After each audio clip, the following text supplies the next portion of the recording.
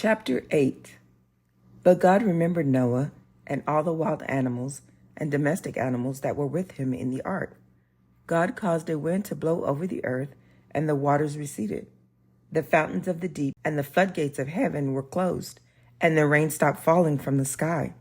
The waters kept receding steadily from the earth, so that they had gone down by the end of the 150 days. On the 17th day of the 7th month, the ark came to rest on one of the mountains of Ararat. The waters kept on receding until the 10th month. On the first day of the 10th month, the tops of the mountains became visible. At the end of 40 days, Noah opened the window he had made in the ark and sent out a raven.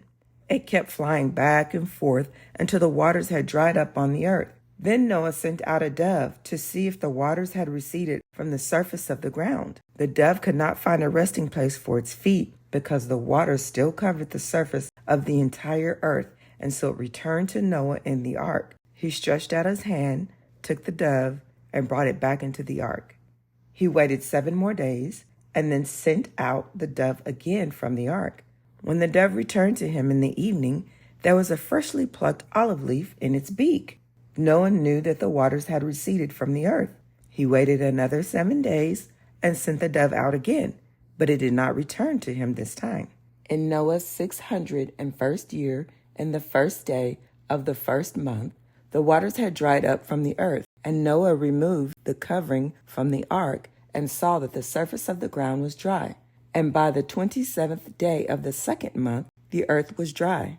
Then God spoke to Noah and said, "Come out of the ark, you, your wife, your sons, and your sons' wives with you. Bring out with you all the living creatures that are with you. Bring out every living thing, including the birds, animals, and every creeping thing that creeps on the earth. Let them increase and be fruitful and multiply on the earth." Noah went out along with his sons, his wife, and his sons' wives. Every living creature, every creeping thing, every bird, and everything that moves on the earth went out of the ark in their groups. Noah built an altar to the Lord. He then took some of every kind of clean animal and clean bird and offered burnt offerings on the altar.